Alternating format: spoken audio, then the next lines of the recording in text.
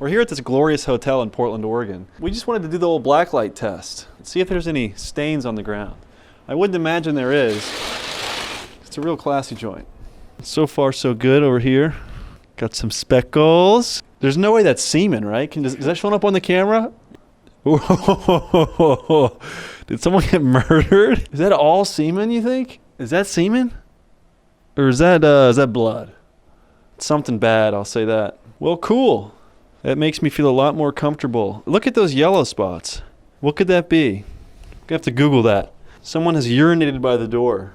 It's dripping on the walls, too. I'm out here in Portland to visit my buddy Drew, formerly known as Staff Sergeant J-Mo. We decided it was in our best interest to hit up a strip club. Tell me, Drew, where are we?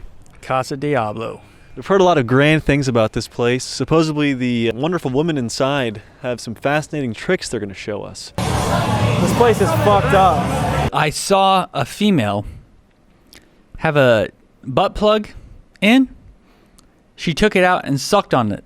This girl's got a light in her butthole. As soon as we get into the strip club, it's a vibe like I've never seen before. Big rectangle room. There's girls, clearly. They have things inserted inside of them, lights flashing from their rectal cavities. She's got a disco ball in her bunghole. And then at one point, one of the strippers had her breast out and was like playing Rock'em Sock'em Robots. To be fair, he's not giving it justice. She beat the shit out of a man with her tits. Violently. This wasn't fun to watch. Woo! Oh, God. She's whooping his ass with her titties. Next thing I know, there's a lovely young lady with, what would you call it, an RC car? She has what appears to be an RC car with a dildo strapped to it. They're busting out the robotics for the finale. So they were driving this RC car, and the finish line was this girl's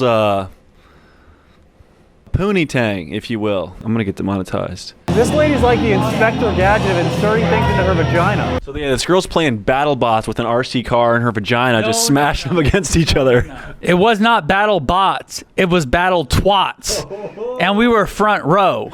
These girls really know how to use electronics. She was the least attractive, obese, not morbidly obese. She was thick. Past thick. She was large, so she was straight up finger banging herself, taking out her fingers, and then making the patrons smell it or lick it. I don't know. I'm not about that shit in a strip club. I'm not about the pussy juice, but I was entertained. Holy hell, man. That was crazy. Yeah. Wrong way down the one-way street. It was a really seedy spot. Maybe I'd go back, not sure, but very odd vibe. So then we leave the strip club and we go to get Drew some of his Trulies there. And as we're leaving the gas station, we see a car run a red light and slam into another car and flip the entire car. Just had the craziest car accident ever.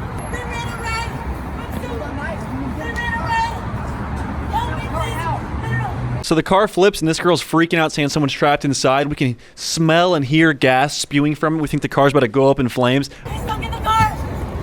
Smells like fire.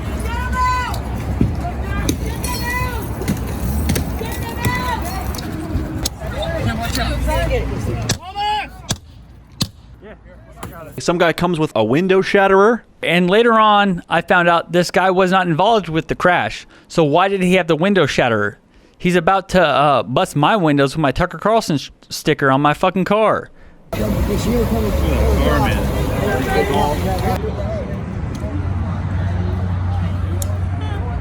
It's actually been the most eventful, probably few hours in my life. Funny point, supposedly all drugs are decriminalized in Portland, but prostitution's still illegal. So like you can shoot dope and not go to jail, but you can't buy a slice of pussy. Here we are in glorious Portland, Oregon. How about that? Everyone has told us that since we're in Portland, we've got to come check out a Portland classic, Voodoo Donuts. She gave us like 10 donuts, and I only paid for 2. They have these like Lazy Susan kind of rotating donut displays, pretty rad stained glass windows, and some amazing donuts. This one's called the Marshall Mathers. I'll take the Satan one, because he's a God-fearing man. In one sentence, how would you describe Portland? I'd say Portland is totally epic and awesome. Unique, weird, interesting, artsy. My cousin socked the police in Seattle, knocked them out, and got away. Portland is a place where you can be anyone you want to be. Cagey, passive-aggressive, and aggressive. Shitty. Shitty. Shitty? Yeah. Portland is a very kind, accepting, diverse city. I said, man, I don't play. You come from the great. I said, well, now, sir. I said, 50 people won't see. He said, I said, oh, hey, dirty. I said, wait, hold up. Misrepresented in the news because they want to use it as a scapegoat for all kinds of tensions. But really, I don't think there's a whole lot going on out here. It's usually pretty smooth, I'd say. Give it to us raw. Well, see, that's the thing. I mean, you want it raw. It's like, what part of the street were you on? I mean, it could go any which way at any given time. But when you start talking about Portland as a decent place to exist, why, that makes the news look positively ridiculous. Anyway, thanks, guys. Well, in one word, probably quirky. One sentence, I can't. There's too much going on. The activism here is pretty amazing. People take shit seriously. I said, I'm a brave dragon. I see you broke down. I see you tough in the huff and puff. I said, huff and puff. People are worried about the environment, worried about racism. And all that stuff. I give mama stuff in here, so I say, huh? I say, hey. He said, huh? I said, chunk and hunk. I go, dunk, milk and cook. I knock shit out the park when you're in the dark. You're spitting. I was riding horses before they had carriage. I've been here since 90. You got to be bona fide.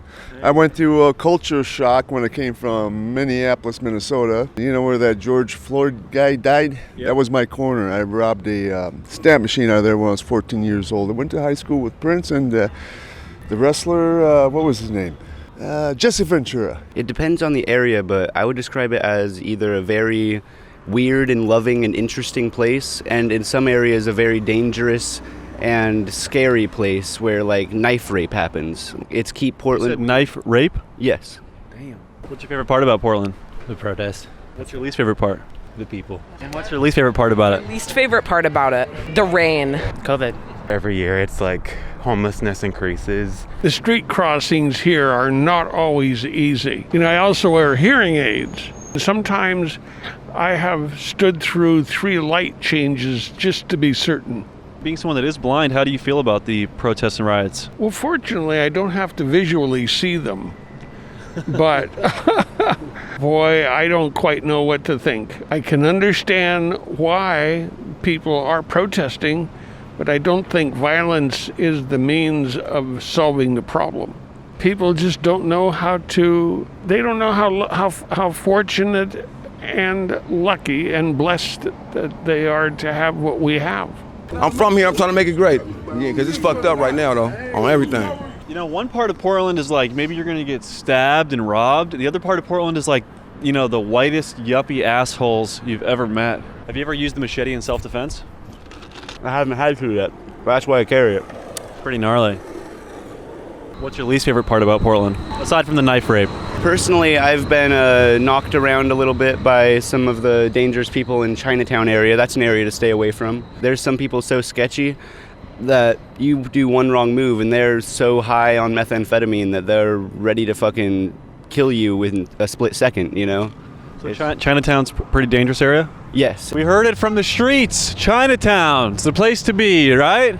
My personal favorite part about Portland is the nice plywood with the drawings on it. Beats having windows, eh? Dude, this whole place has been shattered in. Whole lot of boarded up buildings. Seems like there's just trash and broken windows just about everywhere you look. Pleasant smell of shit in the streets. Drew, what's your favorite part about Chinatown? I like the smell. You gotta get used to it, strengthen your immune system. But to be honest, you gotta walk through a city, dude. It does smell like straight piss. God damn, does that hit? Get that. Oh, that's horrible. I'm throwing the mask That on. Smells like someone is shitting in my nostrils. Like my nostrils are 2 toilet bowls. Yeah. Hi.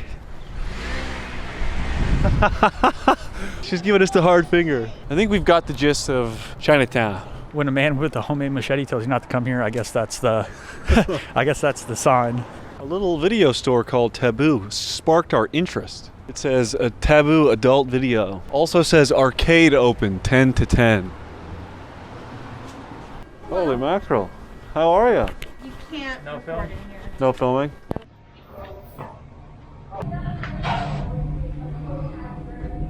Place is pretty fucked up. Holy hell. I get what they mean when they say they want to keep Portland weird. There's like glory holes, all kinds of fucking crazy wacko porn. That's definitely not what I think of when I think of an arcade. I guess you learn something every day. Found a Portland classic. This right here is a souvenir in Portland, Oregon.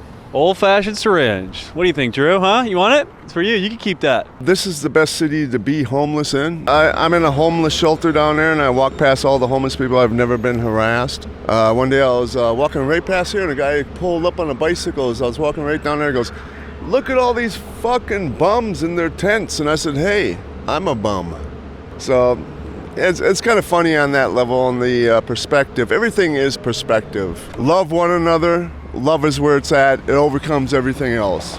And when you find yourself down, or you got yourself and you're lost in your mind, come to gratitude. Be grateful that you had that experience. Stop being so bullheaded about your opinion and accept other opinions and allow people to disagree with you. Portland, it's not everyone has to be like you. Yeah, it's like peace and love. Unless you disagree with us, then we're going to chop your fucking head off. My name is Richie Go Get It, but formerly known as Jameer Olive. Oregon is no place like Oregon. It is the organ on earth like your body. Hello. God damn it, shit is right here. This is a Oregon, this is a heart, this is a lot. It's port though. It's important land. Portland. It's a port. Ship. But understand these words. Oregon is great. I gotta just clean up the people just laying around here, just they don't want to do nothing. I say like this, the father, like he said, man, if you don't work, you don't eat. Simple as that. So when the people out here begging and shit, they go get some drugs, I have no respect. And then you guys is 10 cents a can. It's $1.89 a pound. And they get 10 cents a can, you do the math. That's recycling cans for money for those who didn't catch that. If you can't survive here, you can't survive in America. If I see 10 cents right here, I'm gonna be mad. Somebody ain't on their job. But I just seen 4 or 5 in a spot and somebody say, "You got $1?"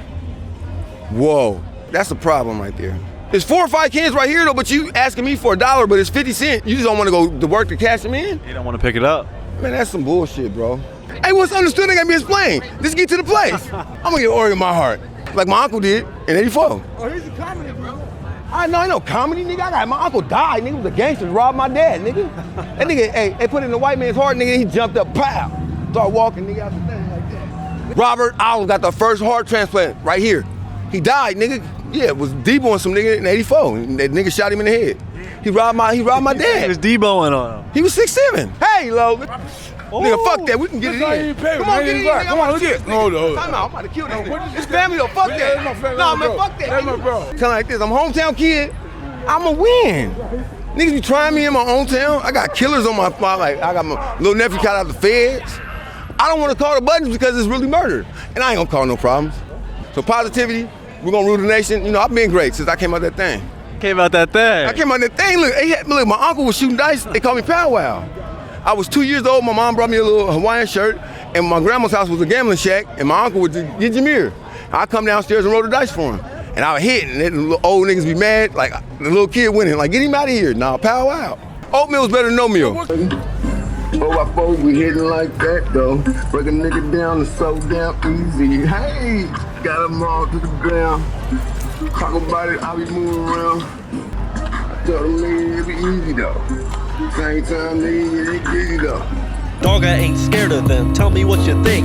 Snatch a sucker's wallet and I'm out in a blink. Get that money to buy a dozen Percocet. I'm trying to catch a buzz. Will you tell me is it working yet? I'm certain for oxys, triple C's or Roxy's. From pharmacies I'm stealing, yeah, there really ain't no stopping me. Hit the liquor store, commit a sin, another robbery, then sniff a bit of coke. Will I do it? Yeah, probably. I've OD'd on codeine, living so slowly. Now I only do a little bit when I'm lonely. Still you might know me. Maybe in the mirror, your friend or your kin. Baltimore dope sick.